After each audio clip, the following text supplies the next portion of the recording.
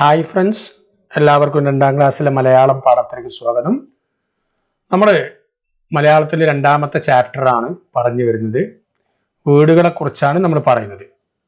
7 ഭാഗങ്ങളിലായി നമ്മുടെ പരിസരത്തുള്ള നമ്മുടെ നാട്ടിലുള്ള വീടുകളെ കുറിച്ചും അതിൻ്റെ പ്രത്യേകതകളെ കുറിച്ചും സാവിത്രിക്കുട്ടിക്ക് കുട്ടിപ്പുര ഉണ്ടാക്കുന്നതിനെ കുറിച്ചും അതിൻ്റെ സ്വപ്നങ്ങളും അതിൻ്റെ പ്രത്യേകതകളും ഒക്കെ നമ്മൾ പറഞ്ഞു അല്ലേ. ഇന്ന് നമ്മൾ ഇതിൻ്റെ 8ാമത്തെ ഭാഗം, അവസാനത്തെ ഭാഗമാണ് പറയുന്നത്. കഴിഞ്ഞ ക്ലാസ്സിൽ നമ്മൾ ധാരാളം വീടുകൾ പരിചയപ്പെട്ടിരുന്നു. 8ഓളം വീടുകൾ നമ്മളെ പരിചയപ്പെട്ടിരുന്നു അല്ലേ, ഓർക്കുന്നുണ്ടല്ലോ അല്ലേ. ഇന്നത്തെ ക്ലാസ്സിൽ ടീച്ചർ കുറച്ച് വീടുകൾ കൂടി, കഴിഞ്ഞ ക്ലാസ്സിനേക്കാളും കുറച്ചധികം വീടുകൾ കൂടി നമുക്ക് പരിചയപ്പെടുത്തി തന്നിട്ടുണ്ട്. നമുക്ക് ആ വീടുകൾ ആദ്യം ഒന്ന് കാണാം. എന്നിട്ട് ആ വീടുകൾ ഉണ്ടാക്കുന്ന സാധനങ്ങളും അതിൻ്റെ തറയും അതിൻ്റെ മേൽക്കൂരയും അതിൻ്റെ ചുമരും ഒക്കെ ഉണ്ടാക്കുന്ന സാധനങ്ങളൊക്കെ കണ്ടെത്തി എഴുതി പൂർത്തിയാക്കാൻ തന്ന കഴിഞ്ഞ ക്ലാസ്സിൽ ഒരു വർക്ക്ഷീറ്റ് ഉണ്ട്. അത് ഈ ക്ലാസ്സും കൂടി കണ്ടതിന് ശേഷം ഇതായിരുന്നു അതിന് വർക്ക്ഷീറ്റ്. ആ വർക്ക്ഷീറ്റ് നമുക്ക് ഒന്നുകൂടി പൂർത്തിയാക്കേണ്ടതുണ്ട്. ആദ്യം നമുക്ക് ഇന്ന് പരിചയപ്പെട്ട വീടുകളെ കുറിച്ച് ഒന്ന് കാണാം. ഏതൊക്കെ വീടുകളായിരുന്നു നമുക്ക് ഓർത്തു നോക്കാം. ഇന്ന് പരിചയപ്പെട്ട ഒരു വീടായിരുന്നു ഫ്ലാറ്റ്. എന്തായിരുന്നു ഫ്ലാറ്റ് എന്ന് പറയുന്നത്? ഒരുപാട് വീടുകളുടെ കൂട്ടമാണ് ഫ്ലാറ്റ് എന്ന് പറഞ്ഞത്. Okay, flat. അതുപോലെ തന്നെ ടിൻ ഷീറ്റ് വേറൊരു വീടായിരുന്നു അല്ലെ. ടിൻ ഷീറ്റ്, ടിന്ന് കൊണ്ട് അതിന്റെ ചുമരും അതിന്റെ മേൽക്കൂരയും ഒക്കെ എന്തായിരിക്കും? ടിന്നായിരിക്കും അല്ലെ. ഓക്കെ. പിന്നെ തടി കൊണ്ടുള്ള വീട് ഓർക്കുന്നില്ല, മരമായിരിക്കും അതിന്റെ എല്ലാ ഭാഗങ്ങളും. അതിന്റെ മേൽക്കൂരയും അതുപോലെ തന്നെ ചുമരും ഒക്കെ മരം തന്നെ ആയിരിക്കും. മേൽക്കൂര ചിലപ്പോൾ ഓടോ വ്യത്യാസം ഉണ്ടാവും കേട്ടോ. ഓക്കെ. പിന്നെ ഇഗ്ലു എന്ന് പറയുന്ന ഒരു വീട് നമ്മൾ കണ്ടിരുന്നു. മഞ്ഞ് എന്ന് പറഞ്ഞാൽ നല്ല കട്ടിയുള്ള മഞ്ഞുള്ള സ്ഥലങ്ങളിൽ ആളുകൾ താമസിക്കുന്ന, ജീവികൾ താമസിക്കുന്ന വീടാണ് ഇഗ്ലു എന്ന് പറയുന്നത് അല്ലെ. മനുഷ്യർ താമസിക്കുന്ന വീട്. ഓക്കെ. പിന്നെ നമുക്ക് പരിചയപ്പെടുത്തി തന്ന ഒരു വീടായിരുന്നു ഏറുമാടം. ഓർക്കുന്നുണ്ടല്ലോ അല്ലെ. ഏറുമാടം എന്ന് പറഞ്ഞ പോലെ മരത്തിന്റെ ഒക്കെ മുകളിൽ നമ്മളെ ജീവികളിൽ നിന്ന് രക്ഷപ്പെടാൻ വേണ്ടി ഉയരങ്ങളിൽ ഉണ്ടാക്കുന്ന വീടാണ്. അതിന്റെ ചുമര് ഏതെങ്കിലും മരങ്ങളായിരിക്കും. അതിന്റെ മുകളിൽ മേൽക്കൂര എന്തായിരിക്കും? ഓലയായിരിക്കും. തറയും എന്തായിരിക്കും? മരമായിരിക്കും എന്നൊക്കെ പറഞ്ഞിരുന്നു. ഓക്കെ. വേറൊന്നായിരുന്നു ഹൗസ് ബോട്ട് അല്ലെ. തോണിയില് ബോട്ടിൽ ഉള്ള വീടാണ് ഹൗസ് ബോട്ട്. അതിന് മേൽക്കൂരൊക്കെ ശ്രദ്ധിച്ചു എന്തായാലും പ്രത്യേകത എന്നുള്ളത്. ഓക്കെ. വേറൊന്ന് കുടിലായിരുന്നു അല്ലെ. ഓല കൊണ്ട് തന്നെയാണ്, അങ്ങനെ ചെറിയ തടി കൊണ്ട് ഉണ്ടാക്കുന്ന ചുമരും മണ്ണായിരിക്കും തറ ഉണ്ടാകുന്നത്. കുടിൽ എന്ന് പറയുന്ന ചെറിയ വീടാണ്. വേറെ പുതിയൊരു വീടായിരുന്നു ഗ്ലാസ് വീടുകൾ എന്ന് പറഞ്ഞു അല്ലെ.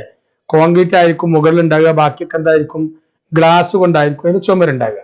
വേറെ അവസാനം പറഞ്ഞ ടെന്റ് ആയിരുന്നു. ടെന്റ് യാത്രക്കാരൊക്കെ ഉപയോഗിക്കുന്ന, താൽക്കാലികമായിട്ട് ഉപയോഗിക്കുന്ന ഒരു വീടാണ് ടെന്റ്. ഇത്രയും വീടുകളെ കുറിച്ചാണ് ഇന്ന് ടീച്ചർ നമുക്ക് പരിചയപ്പെടുത്തിയത്. അപ്പൊ കൂട്ടുകാർ ആ വീഡിയോ നിങ്ങൾ നന്നായി കാണണം. എന്നിട്ട് അതിനുശേഷം നമ്മോട് പറഞ്ഞിരുന്നത് ഈ വർക്ക്ഷീറ്റ് കഴിഞ്ഞ പ്രാവശ്യം നമ്മൾ ചെയ്തതാണ്. കഴിഞ്ഞ പ്രാവശ്യം കണ്ട വീട് വെച്ചിട്ട് നമ്മൾ ചെയ്തതാണ്. ഇപ്പോൾ ഇന്ന് കണ്ട വീടുകൾ കൂടി കൂട്ടിച്ചേർത്തുകൊണ്ട് എന്ത് ചെയ്യണം? ഇതിന്റെ വർക്ക്ഷീറ്റ് നിങ്ങൾ എന്ത് ചെയ്യണം? ഒന്നുകൂടി പൂർത്തിയാക്കണം. അപ്പോൾ നോട്ട് ബുക്കിൽ എഴുതിയാൽ മതി. ടെക്സ്റ്റ് ബുക്കിൽ എഴുതാൻ സ്ഥലമില്ലെങ്കിൽ നോട്ട് ബുക്കിൽ എഴുതിയാൽ മതി. ഓക്കെ. അത് നിങ്ങൾ എഴുതി പൂർത്തിയാക്കുക. എങ്ങനെ എഴുതുന്നത് ഞാൻ കാണിച്ചു തരാം.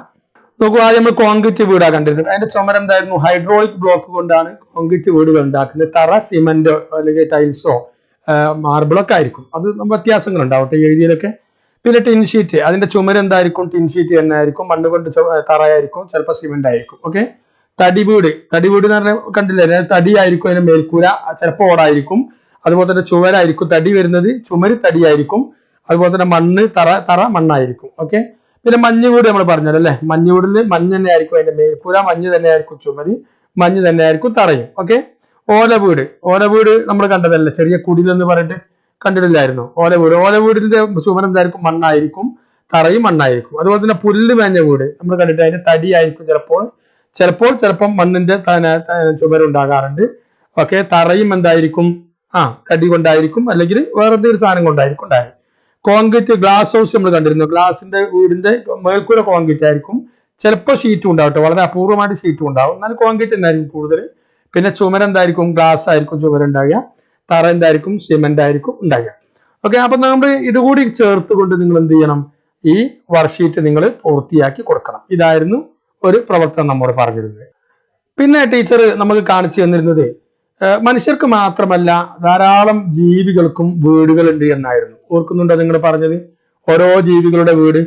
ഇതാണ് കാക്കയുടെ വീടാണിത്. വീട് തന്നെ കൂട് എന്നാണ് നമ്മൾ പറയാറുള്ളത് കേട്ടോ.